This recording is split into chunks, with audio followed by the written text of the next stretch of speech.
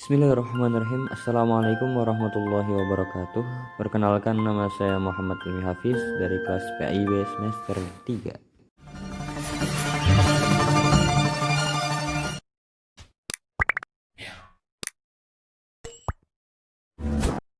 Baiklah, dalam video ini insya Allah saya sedikit menjelaskan mengenai awal mula lahirnya peradaban Cina kuno. Gambar tersebut adalah gambar Sungai Kuning sekitar tahun 2852 dan 2205 sebelum Masehi. Peradaban Cina berawal dari peradaban Sungai Kuning ini. Pada tahun 5000 sebelum Masehi, bentangan antara dua sungai merupakan sebuah daratan yang luas dan tempat-tempat yang tinggi ditumbuhi oleh hutan. Para pengembara mulai menetap dan menanam padi di tanah yang lembab di pinggir aliran sungai. Adapun selanjutnya yaitu rumah pun bertambah banyak dan desa-desa pun sangat banyak bermunculan. Lambat laun, pemukiman bertambah pesat menjadi suatu kebudayaan yang memiliki cara yang sama. Adapun cara-cara yang sama tersebut yaitu meliputi membangun rumah, gaya tembikar yang sama, dan bahasa yang sama. Peradaban Cina. Cina kuno berawal dari lembah Sungai Kuning atau yang disebut dengan Huanghe. Disebut begitu karena pada musim hujan air sungai akan membawa lumpur yang berwarna kuning hingga memenuhi pinggiran sungai. Lumpur tersebut sangatlah subur hingga kemudian digunakan untuk bercocok tanam oleh masyarakat yang tinggal di daerah lembah Sungai Kuning. Sebagian besar wilayah negeri Cina terdiri dari pegunungan. Di sebelah utara mengalir Sungai Huanghe atau Sungai Kuning. Adapun di sebelah selatan mengalir sungai yaitu Sungai Zhejiang. Tiongkok yaitu berarti dari kata Chungko yang berarti negeri tengah. Penduduknya disebut Chunghua yang berarti penduduk negeri tengah. Dari kata Chungko berubah menjadi Tiongkok, sedangkan dari kata Chunghua menjadi Tionghoa. Kehidupan ekonomi yaitu dinasti Shang, berternak, bertani, berburu, dan menangkap ikan. Dinasti Zhou yaitu pedagang, penenun, pengrajin, penebang kayu, dan buruh. Sedangkan dinasti Qin yaitu petani dan penenun. Kehidupan sosial. Dalam kehidupan sosial, masyarakat Cina kuno diatur dalam aturan feodalisme. Dewa langit yaitu Syangit sebagai dewa tertinggi, kekuatan alam, dan arwah leluhur. Selanjutnya yaitu sistem pemerintahan dinasti Cina.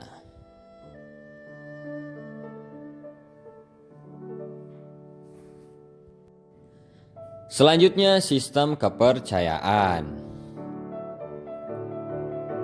Bangsa Cina kuno mempunyai kepercayaan yang bersifat politeisme, yaitu kepercayaan kepada banyak dewa. Hasil kebudayaan. Nomor 1 yaitu filsafat, yaitu ajaran Lao Tse, mengajarkan orang-orang menerima nasibnya. Ajaran Kongfusi, yaitu bidang pemerintah dan keluarga. Ajaran Meng Se, yaitu diberikan pada rakyat. Nomor 2, ada teknologi. Ada tembok raksasa Cina, ada pembuatan kendi, dan ada kekaisaran.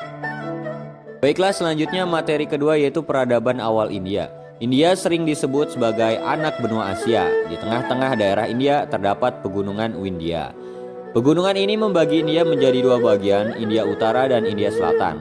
Pada daerah India bagian utara mengalir sungai Sindhu atau Indus, Gangga, Yamuna, dan Brahmaputra. Selanjutnya itu peradaban lembah sungai Indus. Pusat peradaban lembah sungai Indus dapat diketahui berdasarkan penemuan sisa-sisa peninggalan kebudayaan di dua situs bekas kota kuno, yakni Mohenjo-daro dan Harappa.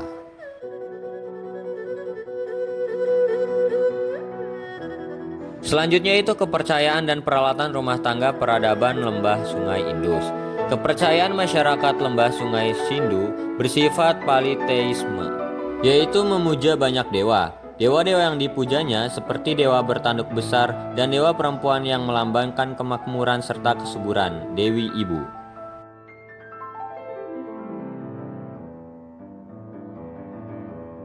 Selanjutnya itu peradaban lembah Sungai Gangga, terletak di antara pegunungan Himalaya dan pegunungan Winda Kedna. Sungai Gangga bertemu dengan Sungai Kwenlun dengan keadaan alam seperti ini. Tidak heran bila lembah Sungai Gangga sangat subur. Sungai Gangga juga dianggap keramat dan suci oleh umat Hindu. Selanjutnya yaitu kebudayaan dan perkembangan pemerintahan. Kebudayaan lembah Sungai Gangga merupakan kebudayaan campuran antara kebudayaan bangsa Arya dan bangsa Dravida, atau dikenal dengan sebutan kebudayaan Hindu. Sejak runtuhnya kerajaan Maurya, keadaan ini baru dapat diamankan kembali setelah munculnya kerajaan Gupta. Kerajaan Gupta didirikan oleh Raja Chandragupta I. Agama Hindu dijadikan agama negara, tetapi agama Buddha tetap dapat berkembang. Kerajaan ini mencapai masa paling gemilang ketika Raja Samudragupta, cucu Chandragupta I, berkuasa. Semua lembah Sungai Gangga dan Sindhu berhasil dikuasainya. Chandragupta II terkenal sebagai Wikramaditya. Di bawah pemerintahannya, kehidupan rakyat makmur dan sejahtera. Banyak gedung insah didirikan. Perdagangan dan pelayaran makin maju, kesenian, ilmu pengetahuan, pendidikan berkembang pesat. Akan tetapi setelah meninggalnya Raja Chandragupta II, kerajaan Gupta mulai mundur. Bahkan berbagai suku bangsa dari Asia Tengah melancarkan serangan terhadap kerajaan Gupta. Maka hampir 2 abad, India mengalami masa kegelapan dan baru pada abad ke-7 Masehi tampil seorang raja kuat yang bernama Harshawardhana. Baiklah, selanjutnya itu menjelaskan mengenai hasil-hasil budaya dan peradaban India kuno. Oke, langsung saja poin pertama yaitu ada dari teknologi. Orang-orang di lembah Sungai Indus telah mengenal pengukuran jarak, masa dan waktu dengan tingkat ketepatan dan akurasi yang tinggi. Mereka termasuk orang pertama yang mengembangkan sistem timbangan dan ukuran yang seragam. Terdapat poin yang kedua, yaitu ada seni dan kerajinan. Beragam ukiran, stempel atau cap, tembikar, perhiasan dari emas dan arca yang diukir dengan detail yang rapi ditemukan di tempat-tempat ekskavasi. Beberapa arca perempuan sedang menari yang terbuat dari emas ataupun terakota memperlihatkan tari-tarian telah dikenal pada masa ini.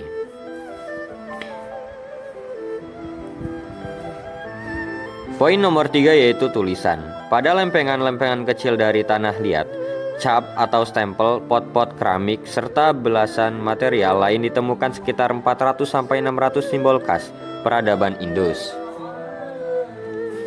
Panjang inskripsi khas Indus tidak lebih dari 5 karakter, sebagian besar diantaranya berukuran kecil. Paling panjang pada bidang tunggal terdiri dari 17 tanda. 3 yaitu tulisan. Dalam perkembangan selanjutnya, India mengenal huruf Pallawa. Huruf inilah yang dibawa orang-orang India ke Nusantara sekitar abad ke-5 Masehi, sekaligus berjasa membawa Nusantara memasuki masa sejarah. Terima kasih sudah menyaksikan video ini, semoga video ini dapat bermanfaat. Sekian, wassalamualaikum warahmatullahi wabarakatuh.